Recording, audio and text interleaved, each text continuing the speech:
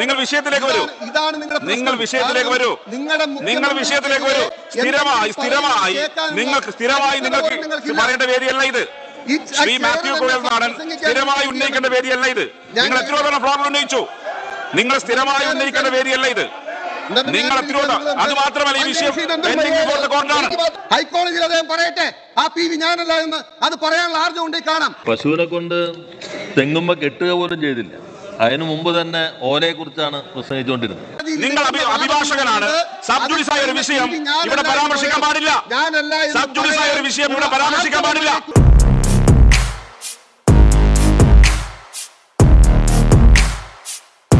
ഞാൻ രാഷ്ട്രീയപരമായി communist party ഇല്ലായ്മ ചെയ്യണമെന്ന് ആഗ്രഹിക്കുന്ന ഒരു രാഷ്ട്രീയ പ്രവർത്തനമല്ല ഞാൻ. കമ്മ്യൂണിസ്റ്റ് പാർട്ടി നിലനിൽക്കണമെന്ന് ആഗ്രഹിച്ച് എനിക്ക് സ്വകാര്യമായി കിട്ടുന്ന അവസരങ്ങളിലെല്ലാം നിങ്ങളുടെ നയവ്യതിയാനങ്ങൾ ഉണ്ടാക്കുന്ന പ്രശ്നങ്ങൾ ഞാൻ പലപ്പോഴും സൂചിപ്പിച്ചിട്ടുണ്ട്. കാരണം കമ്മ്യൂണിസ്റ്റ് പാർട്ടി തകർന്നാൽ അത് BJPക്ക് ആ സൂചന നമ്മൾ കണ്ടുകൊണ്ടിരിക്കുകയാണ്. എന്തുകൊണ്ടാണ് സാർ ഈ തെരഞ്ഞെടുപ്പിൽ നിങ്ങൾക്ക് ഇതുപോലെ തിരിച്ചടി ഉണ്ടായത്?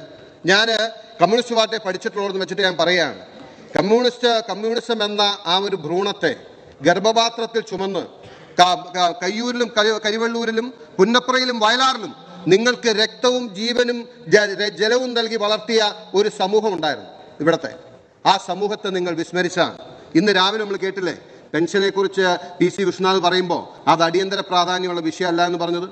തൊഴിലാളികളുടെ കാര്യത്തെക്കുറിച്ച് പറഞ്ഞപ്പോൾ അത് പ്രയോറിറ്റിയുള്ള വിഷയമല്ല എന്ന് പറഞ്ഞത്. കഴിഞ്ഞ ദിവസം ഒരു TV ചർച്ചയിൽ ഒരു മന്ത്രി, ഞാൻ പേര് പറയാൻ ആഗ്രഹിക്കുന്നില്ല, ഞാൻ സാന്ദർഭികമായി പറഞ്ഞു, ഇന്ന് കേരളത്തെ സാധാരണ കമ്മ്യൂണിസ്റ്റുകാർ നിങ്ങളുടെ പാർട്ടിയുടെ നിങ്ങളുടെ നേതാക്കന്മാരുടെ ഈ ശൈലി ഉൾക്കൊള്ളാൻ തയ്യാറാവുന്നുണ്ടോന്ന്. തെരഞ്ഞെടുപ്പ് കഴിഞ്ഞ് ഒരുപക്ഷെ ഞങ്ങൾ അതിനെ എതിർക്കുന്നതല്ല കേട്ടോ, ഞങ്ങൾക്ക് അതിനോട് യാതൊരു പ്രയാസമില്ല. കോടാനുകോടി രൂപ മുടക്കി ഒരു മുഖ്യമന്ത്രിയും കുടുംബവും വിദേശയാത്ര പോകും തെറ്റാൻ ഞങ്ങൾക്കില്ല. പക്ഷേ സാധാരണക്കാരനായ കമ്മ്യൂണിസ്റ്റുകാരൻ അത് എന്തുമാത്രം അംഗീകരിക്കുമെന്ന് ചിന്തിക്കാൻ നിങ്ങളുടെ പാർട്ടിക്ക് കഴിയണം. കാരണം അതിൽ നിന്ന് നിങ്ങൾ ഒരുപാട് ദൂരം മാറിപ്പോയതുകൊണ്ടാണ് കമ്മ്യൂണിസ്റ്റ് പാർട്ടിക്ക് ഗതി വന്നത്. ഇത് ഞങ്ങൾ പറയുമ്പോൾ നിങ്ങളെ കുറ്റപ്പെടുത്താൻ വേണ്ടി പറയുന്നതാണ് എന്നാണ് നിങ്ങൾ ധരിക്കുക. ഞാൻ പിന്നെ കൂടുതൽ കാര്യം, ഞാൻ ഉന്നയിച്ച ഒരു വിഷയത്തിൽ എനിക്ക് അവിടെ, കാരണം എന്നെ ഏറ്റവും കൂടുതൽ കമ്മ്യൂണിസ്റ്റ് പാർട്ടി വേട്ടയാടിയതും എനിക്കെതിരെ വലിയ സൈബർ ബുള്ളിങ് നടത്തിയ ഒരു വിഷയമാണ്. യഥാർത്ഥത്തിൽ ഇവിടെ നമ്മളൊരു മാസപ്പടി വിഷയം ഞാൻ കൊണ്ടുപോകും. ആ വിഷയത്തിൽ മാസപ്പടി വിഷയത്തിൽ ഞാൻ പറഞ്ഞ കാര്യങ്ങൾ ഞാൻ ഇപ്പോഴും ഉറച്ചു വെക്കുകയാണ്. അതിന്റെ അകത്ത് ഞാൻ നിയമ നടപടിയുമായി പറയട്ടെ, ഞാനിത് പറയാൻ കേരളത്തിന്റെ വിഷയം ഇത് വ്യവസായത്തെ കുറിച്ചുള്ള ചർച്ചയാണ്. നിങ്ങൾ സാധാരണ സ്ഥിരമായി ഉന്നയിക്കുന്ന പല്ലവി ഇവിടെ പാടില്ല. നിങ്ങൾക്ക്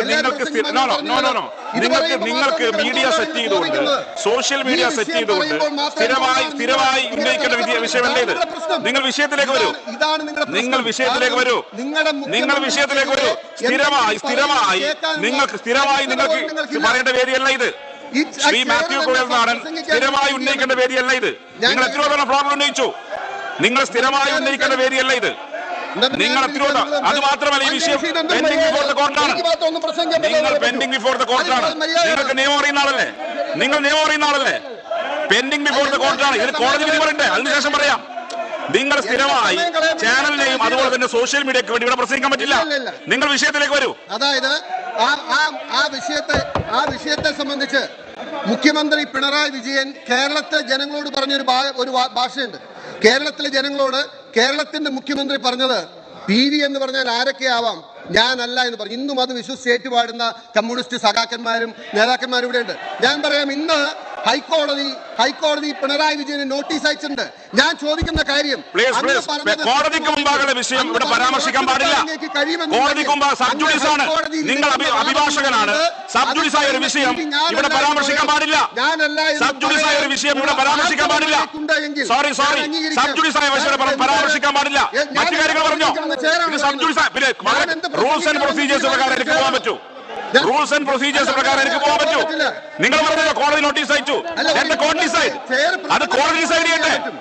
കോടതി ഡിസൈഡ് ചെയ്യട്ടെ. നിങ്ങൾ മറ്റു കാര്യങ്ങൾക്ക് വരൂ. ഞാൻ പ്രസംഗിക്കേണ്ട വിഷയം ഏതാണെന്ന് ഞാനല്ലേ തീരുമാനിക്കണേ.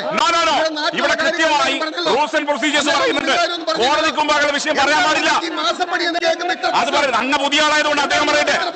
അന്ന് പുതിയ ആളായതുകൊണ്ടാണ്. സീനിയേഴ്സിനോട് ചോദിക്കൂ. സീനിയേഴ്സ് ആയോട് ചോദിക്കൂ. നിങ്ങൾ സീനിയേഴ്സ് ആയോട് ചോദിക്കൂ. ഇത് മര്യാദകേടല്ല. കോടതിക്ക് മുമ്പാകുള്ള വിഷയം ഉന്നയിക്കാൻ പാടില്ല. അത് നിങ്ങൾ ചോദിച്ചു നോക്കൂ. നിങ്ങളുടെ സീനിയേഴ്സ് ആയിട്ടുള്ള സാമാജികരോട് ചോദിച്ചു നോക്കൂ. ഞാൻ പറഞ്ഞു എന്നിട്ട് ഒപ്പീനിയൻ എടുക്കൂ. പിണറായി വിജയൻ പറഞ്ഞ ഒരു വാചകത്തെ കുറിച്ചാണ്, അതിനെ കുറിച്ച് പറയാൻ പാടില്ലേ? കോടതിക്ക് മുമ്പാകുള്ള വിഷയത്തെ കുറിച്ച് പരാമർശിക്കാൻ പാടില്ല. കോടതിയിലെ കാര്യം അല്ല പറയണേ. നിങ്ങൾ പറഞ്ഞല്ലോ, അതായത് മുഖ്യമന്ത്രി പറഞ്ഞു PV എന്നത് ഞാനല്ല എന്ന് പറഞ്ഞു. ശരിയാണോ? അത് കോടതി പറഞ്ഞല്ലോ. ഞാൻ പറയുന്നത് ആ വാദം അദ്ദേഹം എടുക്കുമെന്നുണ്ടെങ്കിൽ ഞാനൊരു ഭാഷ പറഞ്ഞിരുന്നു.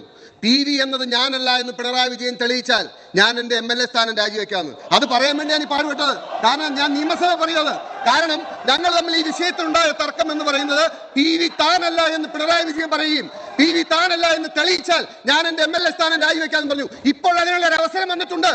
ഹൈക്കോടതിയിൽ അദ്ദേഹം പറയട്ടെ ആ PV ഞാനല്ല എന്ന്. അത് പറയാനുള്ള ആർജം ഉണ്ടെങ്കിൽ കാണാം. ഇത് മാത്രമല്ല സർ, മാസപ്പടി എന്ന് പറയുമ്പോ നമ്മളിപ്പോ CMRൽ നിന്ന് വാങ്ങിയതിനെ കുറിച്ചല്ലേ നമ്മൾ കേട്ടത്. ഞാൻ ഒരു രേഖ ഈ സഭയുടെ മുമ്പിൽ പറയാൻ ആഗ്രഹിക്കുകയാണ്. അതായത് ROC അയച്ച ഒരു നോട്ടീസിൽ പറയാണ്, from the bank statement produced, it could be seen that company has been regularly, almost every month, receiving amount from various charitable organizations, institutions, etc. Sir, നമുക്ക് കിട്ടുന്ന പണം, നമ്മുടെ കാര്യം പോട്ടെ, ഈ നാട്ടിലെ ഏറ്റവും പാവപ്പെട്ടവൻ സാധാരണക്കാരനും അനാഥാലയങ്ങൾക്കും ചാരിറ്റി ഹോംസിനും പണം അങ്ങോട്ട് കൊടുക്കുന്നവരാണ്. എങ്ങനെയാണ് സാർ മുഖ്യമന്ത്രിയുടെ മകൾ ഒരു അനാഥാലയങ്ങളിൽ നിന്നും മാസാമാസം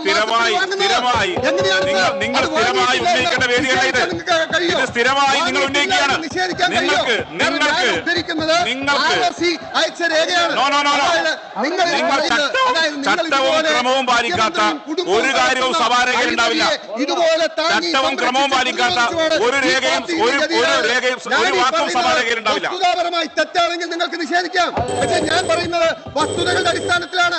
അനാഥാലയങ്ങളിൽ നിന്നും മാസപ്പടി പറ്റുക എന്ന് പറഞ്ഞാൽ എങ്ങനെയാണ് സാർ അംഗീകരിക്കാൻ കഴിയുക? എന്തിനു വേണ്ടി? ബഹുമാനപ്പെട്ട ഉന്നത നിയമ വ്യവസായ കയർ വകുപ്പ് മന്ത്രി,